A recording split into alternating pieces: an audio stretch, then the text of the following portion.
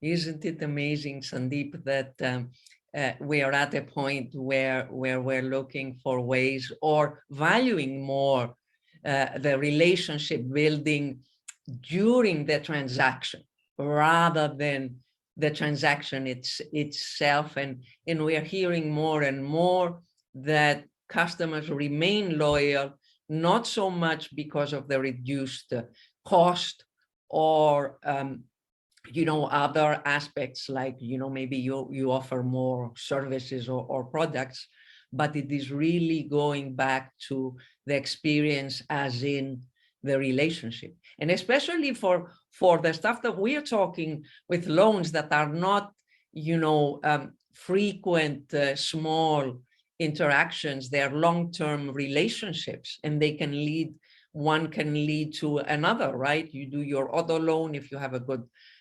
experience, then you'll do other loans, consumer loans, to for whatever reasons you need those small business loans with the same provider.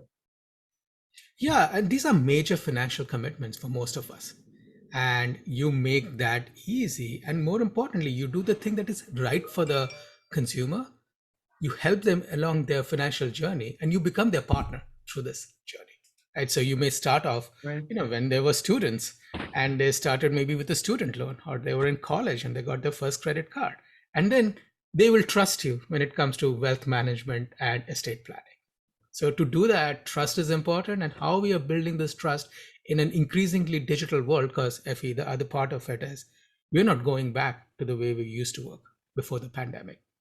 Uh, More than 95% of all interactions now with financial services firms starts digital, right? I check my balances digitally. Even if I go to a branch, I may actually be using a self-service ATM. So a lot of transactions have now moved on to digital.